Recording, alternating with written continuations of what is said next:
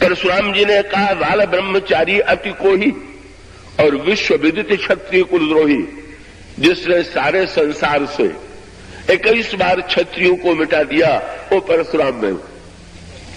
लक्ष्मण जी को ऐसी हंसी आई जैसे कोई बच्चा आपके सामने का गणना अंक की करने लगे और 1 से प्रारंभ करके 20, 21 तक का अंक गिन करके गर्व से आपको देखे कि मुझे कितने अंक याद हैं, तो आपको हंसी आए बिना नहीं रहेगी। पर आप कह सकते हैं कि अच्छा चलो भाई, तुमने इतना अंक याद कर लिया। लक्ष्मण जी कौन है? ये साक्षात काल भगवान, अनंत भगवान जो है वही सृष्टि काल में प्रलय करने वाले काल। इसीलिए जब परशुराम जी ने कहा कि रे इंद्र बालक काल बस, तो लक्ष्मण जी को यह सोच करके हंसी आ गई कि आप अगर मुझे पहचानते होते तो मेरे लिए शब्द न कहते।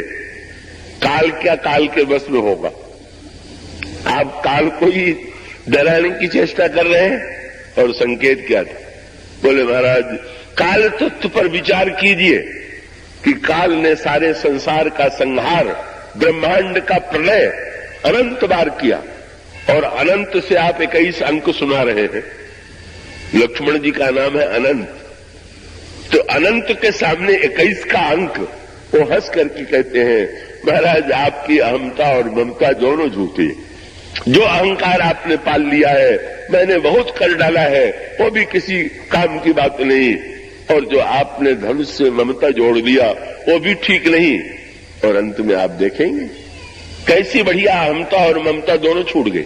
इसलिए परशुराम जी को बड़ी प्रसन्नता हुई। अगर परशुराम जी उसको समझते कि मैं हार गया, तब तो परशुराम जी के मन में क्रोध उत्पन्न होता, बदला लेने की वृत्ति उत्पन्न होती। पर नहीं, दोनों छूट गया कि नहीं छूट गया? जब भगवान श्री राघवेंद्र परशुराम जी से हाथ जोड़ करके बार बार कहा कि आप तो ब्राह्मण हैं, तो परशुराम जी बोल पड़े, निपट ही द्विज कर जानस्य मोही। मैं, बस सारे शब्दों के मूल में मैं जैसे विप्र सुनामू तो ही, कोप मोर अति घोर किसानू, समिधि सेन चित्रंग सहाई, महामहीप भय पशुआई। मैं ऐसा, मैंने ये किया, मैंने ये किया, मैंने ये किया। प्रभु बड़े मुस्कुराते हुए सुनते रहे, ऊपर हंसी भी नहीं आने दिया। अंत में भगवान श्री राघवेंद्र के वार्तालाप के अर्थ पर जब गहराई से परशुराम जी ने विचार किया, तो उनको लगने लगा कि अभी तक सुनने में ये जैसी ये भाषा लग रही थी, क्या लक्ष्मण और श्री राम के द्वारा जो कुछ कहा जा रहा था उसका अर्थ उतना ही तो नहीं है जो सुनने में लग रहा था। और तब सुने मृदु गूढ़ बचन रघुपति के, उघरे पटल परस उधर मति के। उनके बुद्धि के ऊपर जो आवरण छा गया था वो दूर हो गया। और तब परशुराम जी ने स्पष्ट शब्दों में कहा, राम रमा पति कर धनु लेहू, खेचहु चाप मिटे संदेह। राम, मेरे पास विष्णु भगवान का धनुष है, अगर इस धनुष को तुम खींच करके चढ़ा दोगे तो मैं समझ लूंगा कि अवतार हो चुका और मेरा भ्रम दूर हो जाएगा। परिणाम क्या हुआ? भगवान राम ने एक अनोखा खेल किया। और वो अनोखा खेल क्या था? देत चाप आपू ही चली गए। वो भगवान राम ने धनुष लेने के लिए हाथ नहीं बढ़ाया। कभी कभी व्यक्ति को भ्रम होता है कि अगर करता नहीं होगा तो कर्म कैसे होगा। परशुराम जी भी यही कह रहे थे कि अगर धनुष टूटा है तो राम ने तोड़ा होगा, और लक्ष्मण जी भी कहते हैं कि बिल्कुल नहीं, और भगवान राम ने भी कह दिया। महाराज, उन्होंने कहा कि तुम्हें धनुष तोड़ करके अभिमान तो जरूर हुआ होगा। तो भगवान श्री राम ने यही कहा कि महाराज, छूते ही टूट पिनाक पुराना, तो मैं के ही हेतु करूं अभिमान। मैं किस बात पर अभिमान करूं?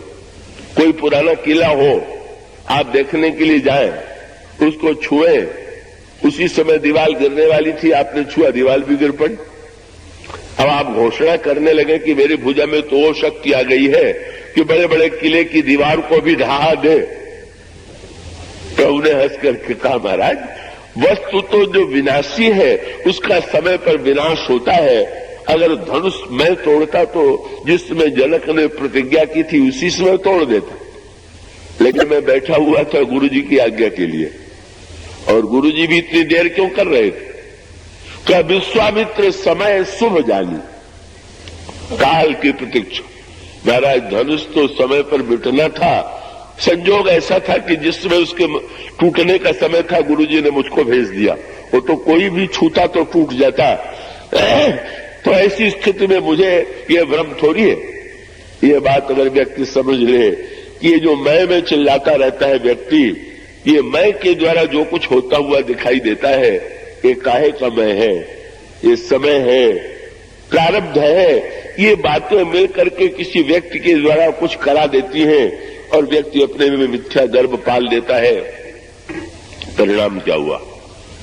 भगवान राम ने परशुराम जी को दिखा दिया। अगर भगवान राम धनुष ले करके उसको चढ़ाते तो परशुराम जी कहते कि तुमने लिया और तुमने चढ़ाए। पर जब धनुष अपने आप चला गया और चढ़ भी गया, परशुराम जी समझ गए क्या कि प्रभु ने बता दिया कि जैसे बिना पकड़े बिना चढ़ाए चढ़ सकता है वैसे टूट भी सकता है, उसमें कुछ करने की आवश्यकता नहीं है। प्रभु ने प्रत्यक्ष दिखा दिया कि नहीं महाराज, कर्तृत्वहीन कर्म भी होता है।